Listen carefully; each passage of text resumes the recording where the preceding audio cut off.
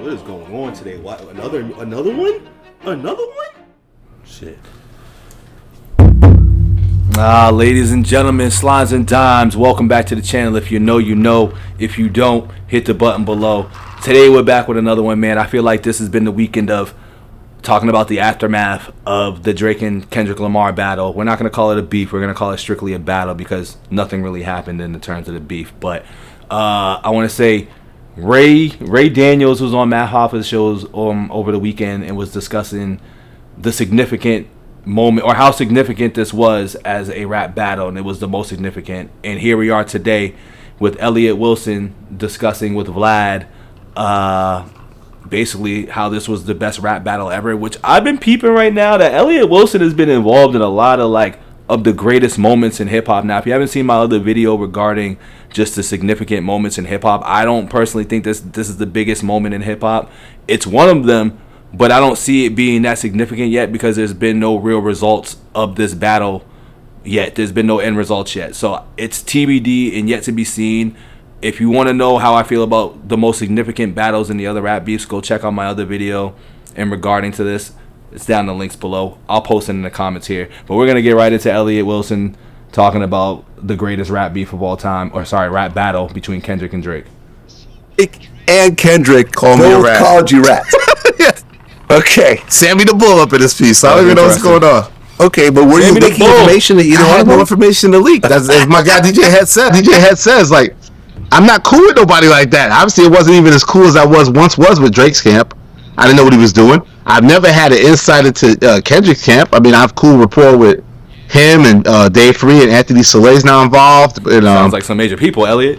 If I hit Top Dog directly, hit me with something. But no one's talking to Elliott talking about, hey, I'm strategizing this. Maybe we should. I was consuming the battle like everybody else as a fan. And I loved every record that came out until The Hard Part 6. Right. Drake sounded defeated and irritated and frustrated. I didn't like that song. Listen, y'all.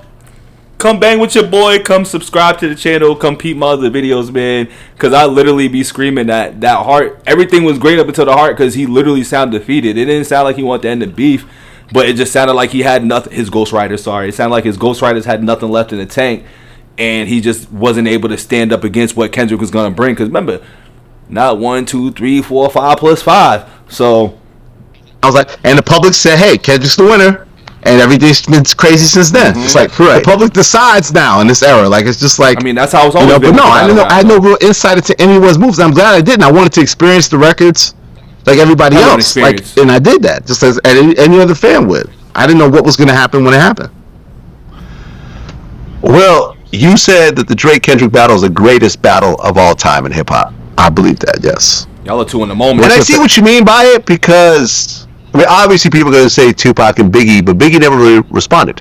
Yeah. It was one-sided. Subliminals. Biggie subliminals, but not a full. Biggie never claimed any of his records towards him, yeah. But we know who he was talking about. I mean, Ice Cube versus NWA. NWA had a few little things, but, you know, No Vaseline was thorough, but there was no real response to No Vaseline. Once No Vaseline dropped, it was. Crickets. Come on, Vlad. Well, NWA kind of was over by that point. Yeah, NWA was over. Yeah. But even like I remember when they see now they bull jiving. I'm gonna pull Shannon Sharp words. They bull jiving because they definitely was responding and dissing this dude. I feel like I think it was it 100 Miles and Running or whatever that song is where I think MC Ren comes on. He's like prisoner like a hostage. Yo, should have covered your mother effing head like an ostrich deep in the dirt because you was a sucker. Now my timelines might be messed up too, but I'm almost certain that they responded back.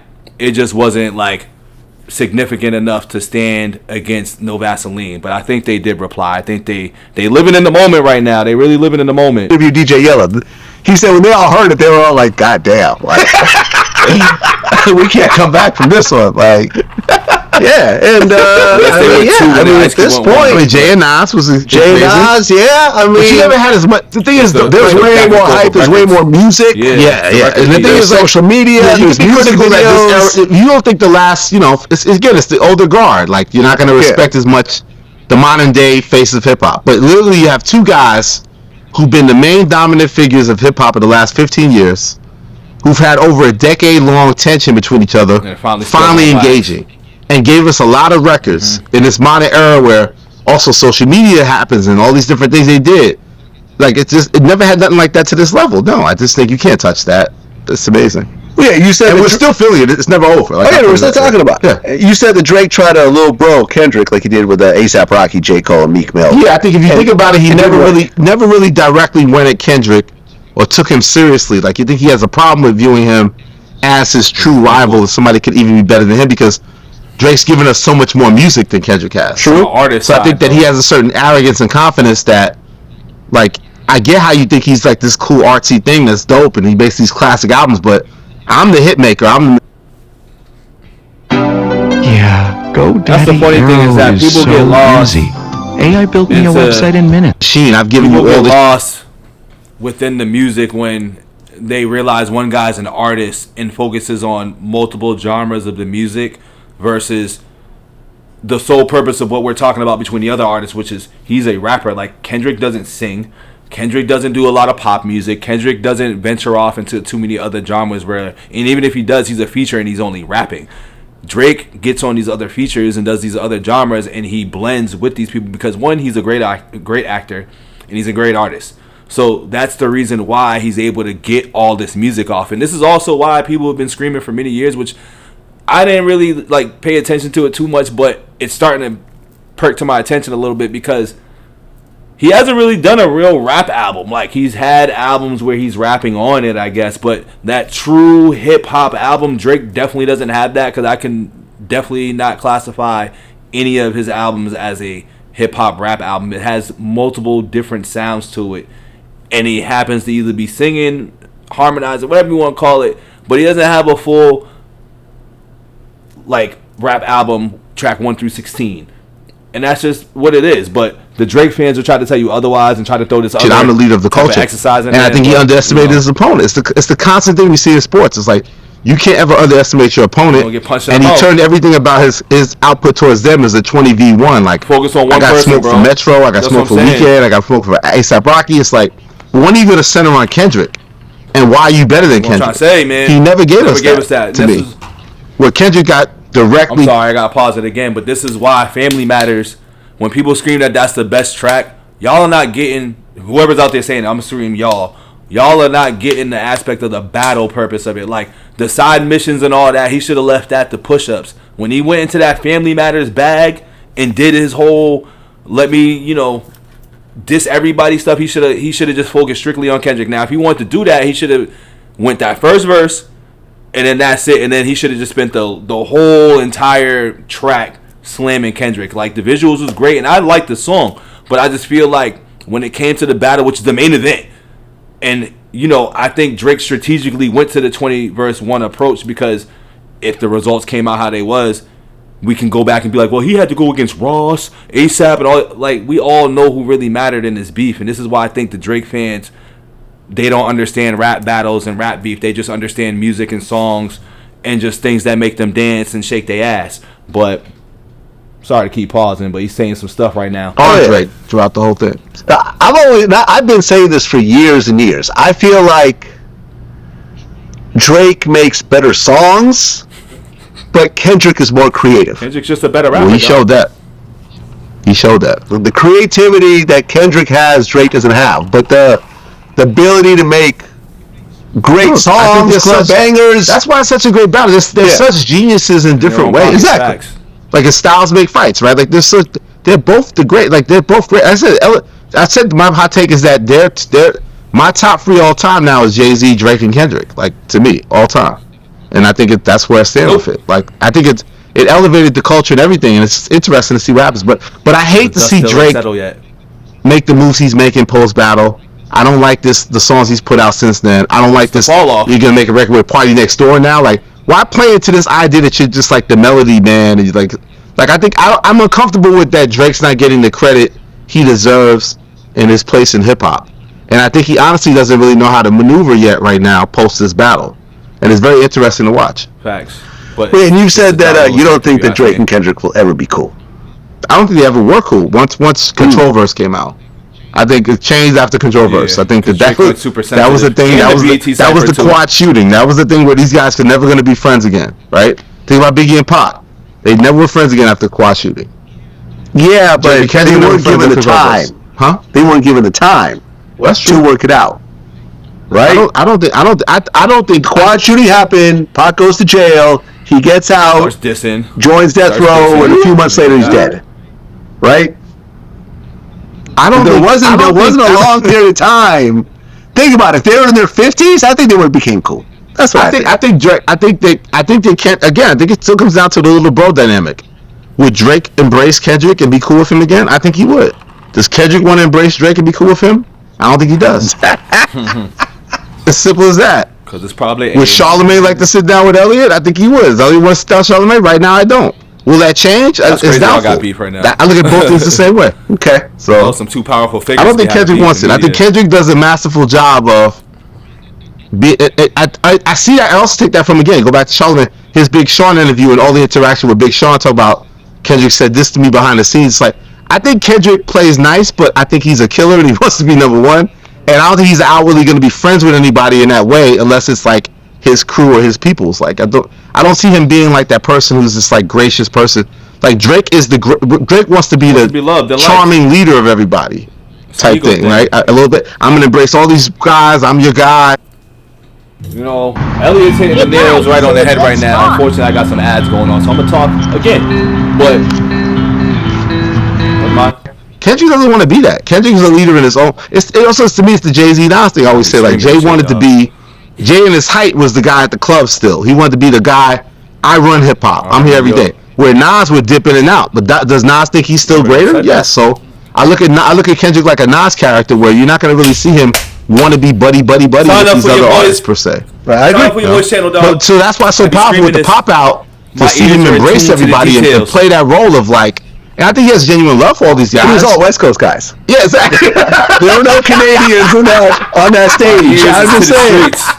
I'm just saying. And I think we underestimated how much love and respect Kendrick has from California and how everybody views him as like he doesn't have to be the street dude himself to get that level of respect from all the street dudes and for all. I think that was underestimated also, and it showed itself. You know. Well, did you see my interview with Marcellus Wiley?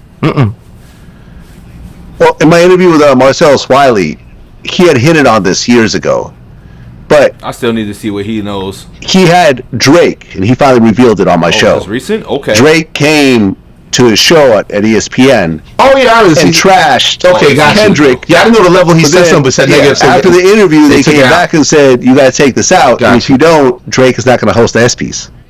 Drake is doing our show, Max and myself, Max Kellerman and myself, Sports Nation, big hip-hop fans, both of us, because we're hip-hop fans, / he's hosting the ESPYs that year. Now, we always did our show live, always. Studio audience, all this stuff. That day, I don't know why, we had to tape it. So it's like 11:30, our show aired at like 1:30 or something, 2 hours before the show. And so we taping the interview with Drake. We get there early, we do it.